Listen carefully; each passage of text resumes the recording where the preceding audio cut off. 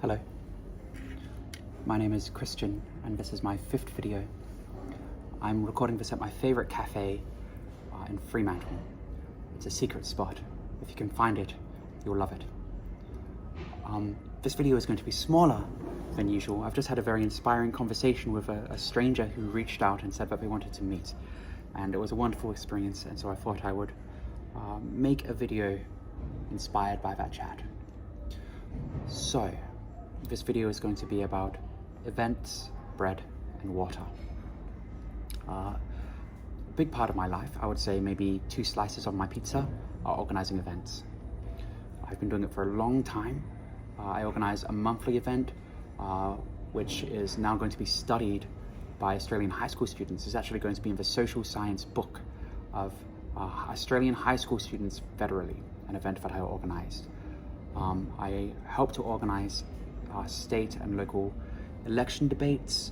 I organise local chess nights, all kinds of things. It's to the point now where venue owners will contact me asking if I could please bring events to them, and I also have cities contacting me asking if I could organise events for them, and they'll offer to write grant applications and whatnot to make it happen. And so I like to think that I've been rather successful in doing this. And I have a secret way that I think about making events that I realize I've never really articulated before. I think I've said it once, but usually it's just in the private cave of my own skull that I think about this. And so I'm going to share it with you, and hopefully it can help you to make events.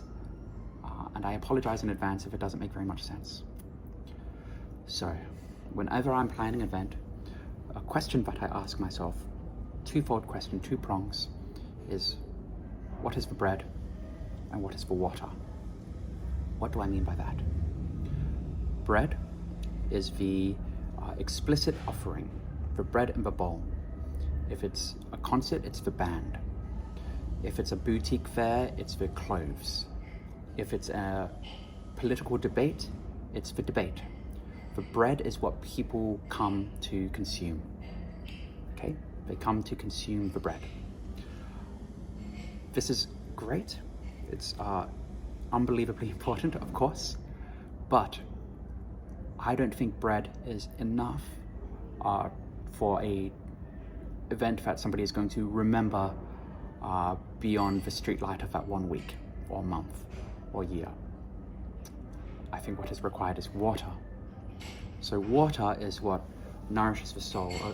A friend of mine used to drink water and say it nourishes the soul. And whenever somebody drinks a glass of water and afterwards they say, yum, delicious, I always admire that person even more, because what they've demonstrated is an ability to appreciate the ostensibly mundane, which I really, really admire for somebody to find water delicious. So what does water look like at an event?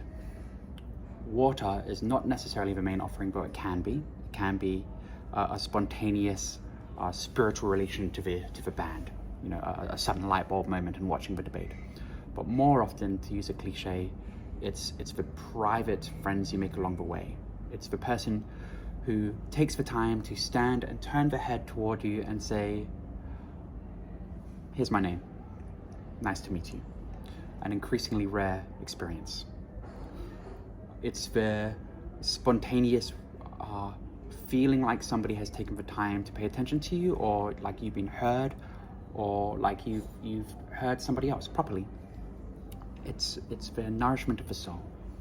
It's what people are thirsty for as humans, as holistic beings. So I know it sounds like a distinction without a difference, but consider this. Have you ever been to a festival where the whole time it just feels like people are just trying to sell you something, and that is all? You rock up and you watch the band, perhaps you record them on your phone, you go to the endless procession of food trucks for overpriced food, and if it's a punk festival, you'll buy a little badge to put on your backpack. And when you walk away, and there's a kind of hollow feeling like all you've done is really engage with the market and nothing more, with capitalism, and that's that. These are events where I think there's been an abundance of bread, but not enough water. And perhaps no mind has been paid to water. Perhaps it's been presumed that people will bring their own. Alternatively, have you been to an event where When you go there, oh my God, it finally happened. You made a friend. Amazing, amazing. And wow, people were really nice. They were really polite, and you felt heard, and you felt seen, and you feel human. Amazing. I know there are people out there who this probably doesn't matter to. There are people out there who say that they don't care about kindness. They walk among us. There's nothing wrong with that. It's a great and diverse world. But there are others out there who are terrifically thirsty. Terrifically thirsty. And event organizers who do not tend to this in some way and simply provide bread are doing one-off events rather than what it requires to establish ongoing relationships, community, and so on, if I could be so lofty to say so. And of course, this doesn't go for every instance. This is a broad heuristic. And so, when I'm thinking about events, I always think, what is the water? So, hey Dave. That is so cool. So, that's Dave, the owner of this cafe, nice guy. So the final part for this, for thinking about events, is if you're making events, can you make a well? Can you tap into a reservoir of water? That's something to consider. In sociology and in biology, they call this autopoiesis. That means a system being able to produce its own conditions of self-production. Yeah? Very, very difficult to do, but the goal as an event organizer is to make yourself redundant so that if Zeus has a bad day and strikes you with a bolt of lightning, the events can go on, the community can persist, and people can still have a drink of water. How can you do that? The way that I do it, this might not go for everybody, is I put a very deliberate emphasis on when a person arrives, I greet them, I stand up in order to shake their hand, I demonstrate that to the best of my ability I remember them, which sucks because I have an atrocious memory for names, and that I've paid attention to their life and that they're interested. But beyond that, I really encourage other people to do the same. So I stand up, I hold one person on their shoulder, and then I reach out and I hold another person on the shoulder, so there's like this beast with three backs going on, and I say, hey, this person is this person, you really like one another. And then lo and behold, I've noticed that if I do that enough, they start doing it without me having to instigate, right? They've gotten the message that this is something that happens here, and they're comfortable to do it, and it becomes cultural. Standing up and shaking hands and meeting one another and remembering, rather than rocking up, seeing the band, eating the bread, and leaving, okay? I saw a post online where somebody said, an uncle of theirs arrived at a Christmas dinner, filled up their plate, ate in the other room, and then left. Don't let your event be that. Don't let everybody be that uncle.